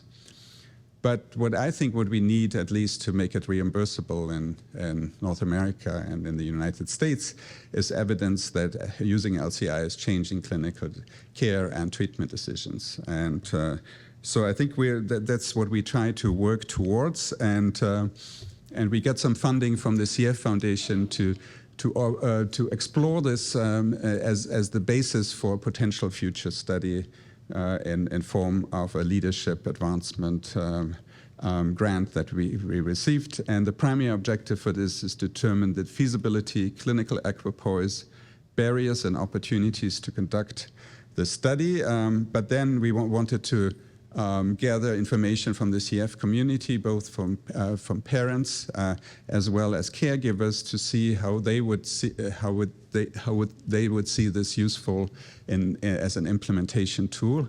And we also explored in a number of centers how this would actually change treatment decisions, and then finally did some vignette studies that I will briefly mention. So I'm not. So this was kind of the project. The first was community and care provider engagement using a combination of surveys and focus groups. And I will focus in my presentation on the two latter parts, which is a prospective study to ascertain the frequency and context of treatment decisions in the clinic, and explore how additional monitoring tools such as LCI may inform clinical decisions. And then finally, we developed some clinical scenarios that we presented to caregivers to see how they, and we asked them to make a decision and then get the LCI information and to tell us whether that would change or support their decision or would not make an impact. So just one slide for the care provider survey results. So it was quite strong that more than 3/4 felt that saw a value of LCI as a routine or an ad hoc test that could be used in the clinic. And then if we looked at the treatment decision questionnaire that we gave to caregivers in 3 clinics. That was done in Seattle, in Chapel Hill, and in Toronto. Here's a breakdown in terms of different age groups, the school age, but also this preschool group. And so this is the categorization of the different treatment decisions. And you can see that the situation where it seemed to be the most helpful was the preschool group in the question whether to initiate a maintenance therapy. And that's probably not surprising because in this age group you don't have any other functional measure. But it was also felt to be helpful in the scenario for school-age children, and also for discontinuation of maintenance therapy. Just to show you another slide, and if you're interested in that, there's also a poster on that topic that we have at this meeting. If we looked at the proportion of clinical encounters where additional information about lung function was perceived as beneficial, so it was especially among those where a change in treatment decision was considered, and in those where other measures such as spirometry was not available. But even in those where no change in treatment was considered, it was considered to be helpful in about 30%. And interestingly, what we found in this survey, that even in this population now of relatively stable patients on ETI, there were 33% of the events, of the encounters were situations where caregivers were thinking about changing a treatment.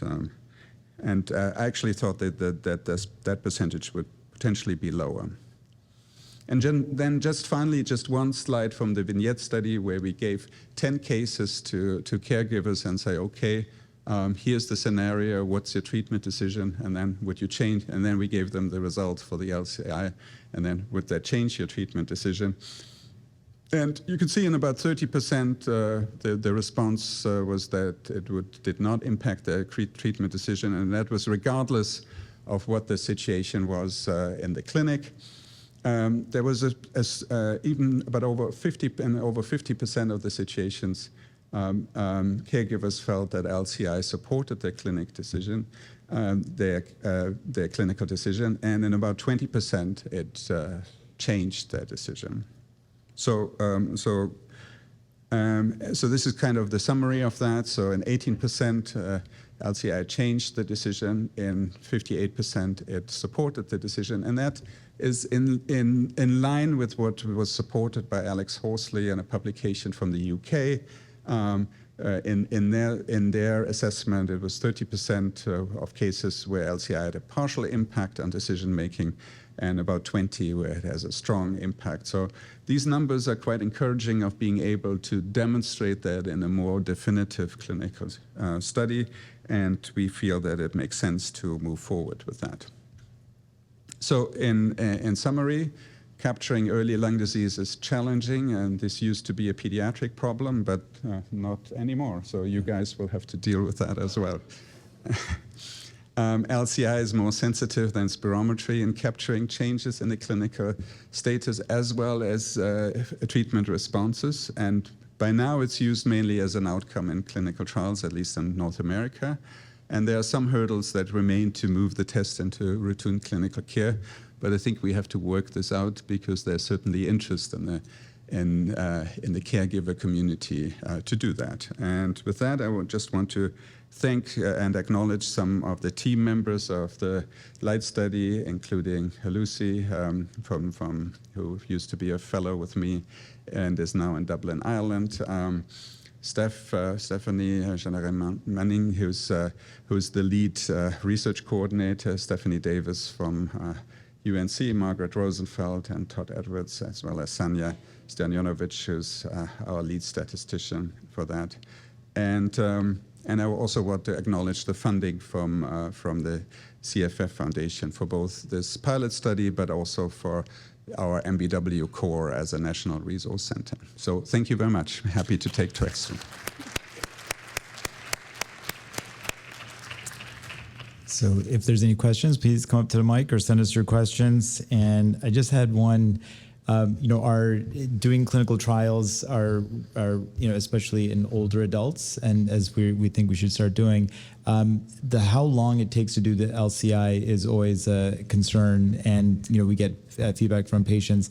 What devices, what inhaled tracers, are there other ways of looking at this to try to reduce the time it takes to do the LCI? Yeah, this is an important point, and that's also something that I tried to mention briefly when I talked about different cutoffs for LCI, because especially for patients with more advanced disease, they often have residual nitrogen, which is released because of mucus plugging, and then the concentration goes up and down at the end of the washout, and then the washout takes relatively long. But based on what we've seen so far in clinical trials, when we see a signal for LCI at 2.5, we also see it for LCI 5. So I think there's an opportunity for shortening that washout.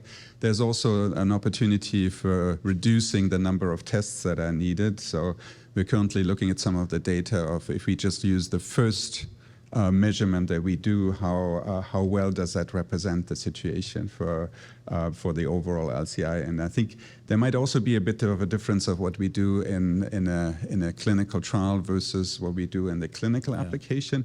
But especially for the clinical application, I think it will be crucial that we reduce some of these timelines, because otherwise it will also be very difficult for busy clinics to implement that in reality. And the other thing that we need to figure out is how often do we actually need to use this measure, right? So because in some European centers, they do it once a year as kind of an annual assessment. But we do have some data to look at this to better understand whether that will be actually sufficient, and that you do it on a longer time period, and maybe then whenever you think about a treatment decision as an add-on test as well. Perfect. Thank you. Yes, she. Hey, this is Shujing from University of Michigan. As a adult pulmonologist, I know very little about LCI, and I think you're already touching on my question a little bit here. I'm just wondering if there's data that distinguishes what's clinically important, what the cutoff values might be for a positive versus negative result in children versus adults, in people with different ranges of FEV1. So in other words, how do I interpret the result clinically? How do I interpret the result from a clinical trial if I use it as an outcome? Yeah, those are very important questions in terms of what we consider a significant change in the measure. And we know that if you look at the range of FEV1 on the more severe spectrum, the absolute LCI is more variable. If you look at it as in a relative sense, that seems to be less the case. So on an individual basis, it looks based. If you look at most of the ranges of abnormality, the variability is pretty similar to what we see with FEV1.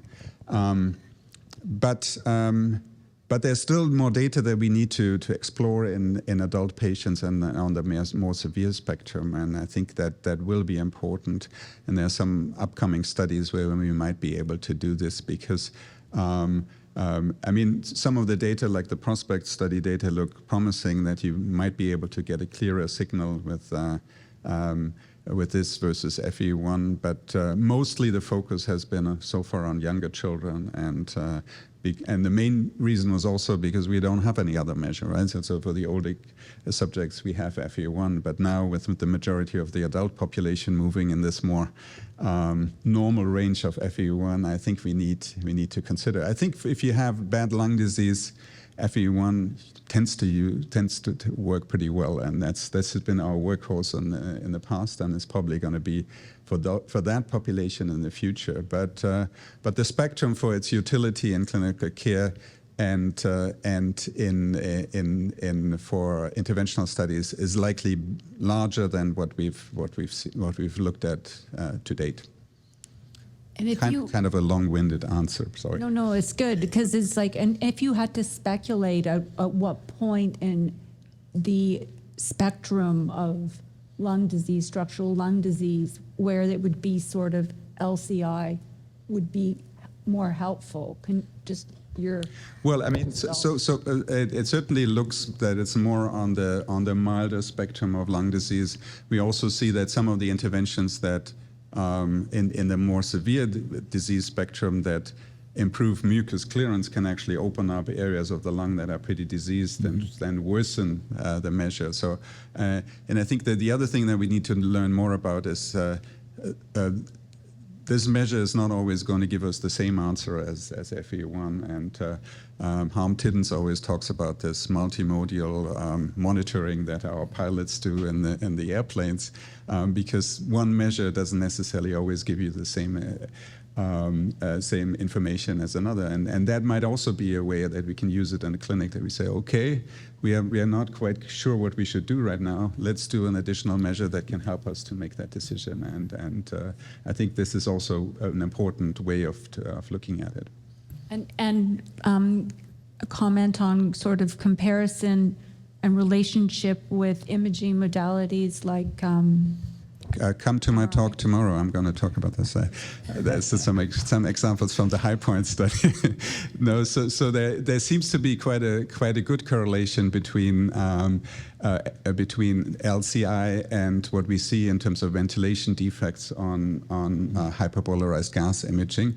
The relationship is much stronger than for FEV1. That also raises the question, how much can we use one in replacement of the other? But that we haven't clearly answered at this point. Yes. Hi, Vanessa Diamond from University of British Columbia. I'm curious to know if you've looked at LCI as a potential predictor. So for example, where FEV1 is still looking healthy and LCI might take a small dip before we notice a dip in FEV1 for pulmonary exacerbations? Yeah, I mean, a bit of that was what I've shown for the clinical worsening scenario.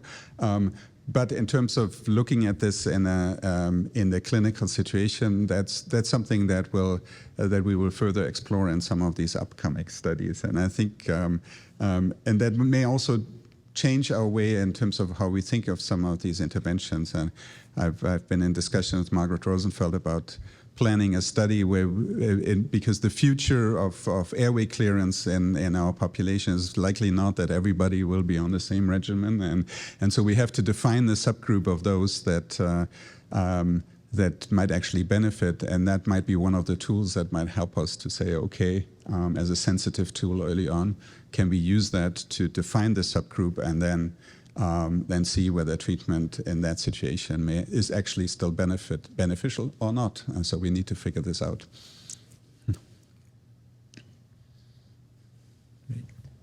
Do we have one more? Okay. Okay. Sorry, I came from the back, sorry.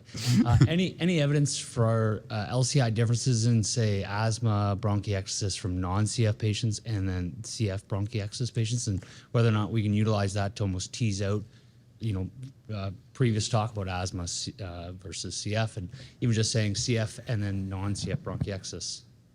Yeah, so it's an interesting question. It has been explored a bit, especially in the preschool group of asthma or wheezing, where it's a bit more complicated, because asthma tends to be a bit more diffuse in terms of the changes. The utility is not as clear as it is in CF, where you have these focal changes. For non-CF bronchiectasis, that is certainly being explored. Stuart Alburn is running a number of studies looking at that as a tool for interventional trials in that setting, because we need to better understand that. We have done some studies also with imaging in the PCD population, which are quite interesting in terms of how these different outcome measures will relate to each other. So there will be more of that coming in the near future. So be a bit patient. Thank you so much, Felix. Really wonderful. Thanks, everybody, for coming to our session. I want to thank Liz for being an amazing moderator, co-moderator, and enjoy the rest of the conference.